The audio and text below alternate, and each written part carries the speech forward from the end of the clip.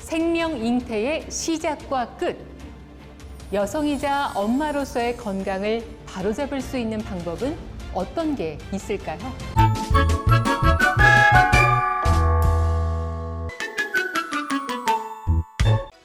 흔히 여성 생식기 질환이라고 하면 중년이 돼서야 걱정할 일이라고 생각하기 쉽습니다. 하지만 최근 10년간 여성 생식기 질환으로 병원을 찾은 환자 중 10대가 무려 78% 증가하는 등 나이를 떠나 여성들의 건강을 위협하고 있습니다. 네, 오늘 산부인과 전문의 홍혜리 원장님 그리고 윤정혜 원장님 함께 하셨어요. 안녕하세요. 안녕하세요.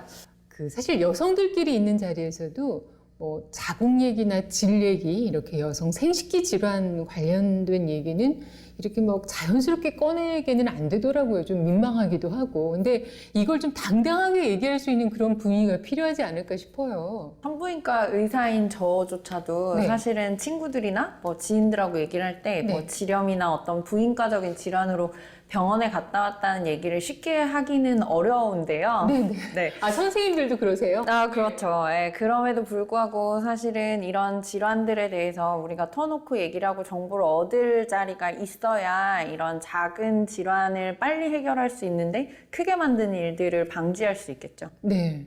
그러면은 이 여성 건강의 시작은 어떤 부분부터 좀 챙겨야 될까요? 바로 여성 건강의 시작은 질 관리부터라고 생각을 하는데요.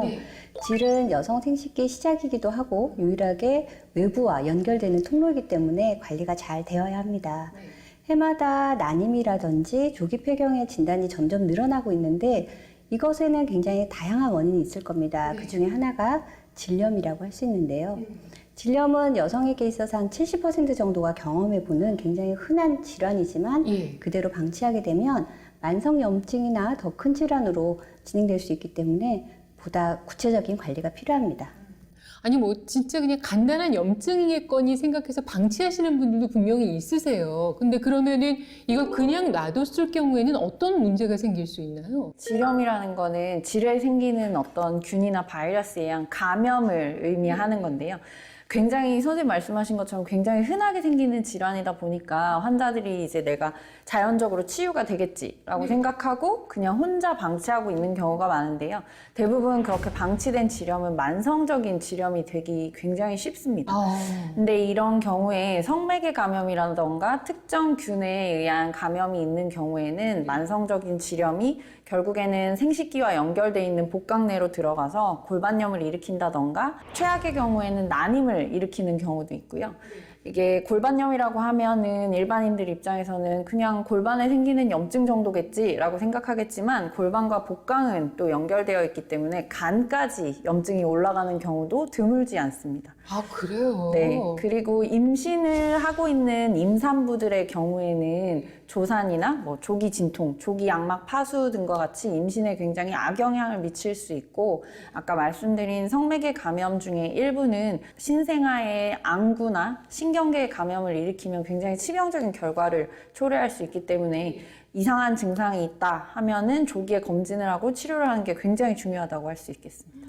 사실 이 질염이 여성이라면 누구나 한 번쯤 겪어본 굉장히 흔한 질환인데도 우리가 너무 모르고 있었다는 생각이 들어요. 그래서 오늘 이 시간 특별히 이 질염에 관한 오해와 진실을 좀 알아볼 수 있는 그런 시간을 준비했습니다. OX판으로 함께하는 그런 시간으로 마련했습니다. 자, 첫 번째 질문 드릴게요. 질염은 걸리는 사람만 걸린다. 아, X입니까? 예. 질염의 경우는 방치된 채로 놔두게 되면 더 만성적이거나 큰 질환으로 진행을 할 수 있기 때문에 네. 제대로 된 치료가 굉장히 중요한데요. 갑작스럽게 생활 습관이 바뀌거나 소화기계 질환을 앓았거나 아니면 좀 과도하게 스트레스를 받는 환경이 되면 질내 정상적으로 유지되고 있던 약산성의 환경이 깨지게 되면서 누구나 질염이 쉽게 걸릴 수 있는 상황으로 바뀌게 됩니다. 네. 맹이 나온다고 무조건 질염은 아니다. 아, 맞나요? 네. 피지나 땀샘 또는 바톨린선이나 스캐너 덕트 같은 정상적인 생식기 분비샘이 존재를 하고 자궁목이나 질벽 그리고 자궁 내막과 나팔관 등에서도 정상적인 분비물이 나옵니다. 그리고 정상적으로 존재하고 있는 질내 미생물에서도 분비물이 나오게 되고 이런 분비물들이 질에서 모두 합쳐져서 저희가 느끼는 분비물이 되는 것이고 흔하게 냉이라고 얘기를 하게 되죠. 그리고 여성은 생리 주기에 따라서 호르몬 변화에 의해서 정상적인 분비물이 존재하게 되고 그 분비물이 많을 때가 있고 또 적을 때가 있어요. 그렇기 때문에 질 분비물이 있다 그래서 반드시 염증이다라고 보기는 어렵습니다. 냉은 없앨 수가 없거든요. 우리가 콧물이나 침이 나오는 거를 안 나와라고 할 수는 없는 그럼요, 것처럼 그럼요. 질 분비물은 사실 그런 거랑 거의 비슷한 개념이라고 보시면 되거든요. 늘 나오는 거고 그래서 폐경이 되고 나면 가임기가 끝나면 분비물이 확 줄어드는 게 사실은 또 하나의 특징이라고 보시면 되거든요. 그래서 냉이라는 거 자기의 그 분비물의 변화에 집중하는 건 굉장히 좋은데 또 너무 집중을 해서 이게 조금만 늘어나도 너무 신경 쓰고 뭐 냄새를 계속 맡아본다거나 하는 거는 사실은 조금 지양하시는 게 맞다고 생각해요. 네.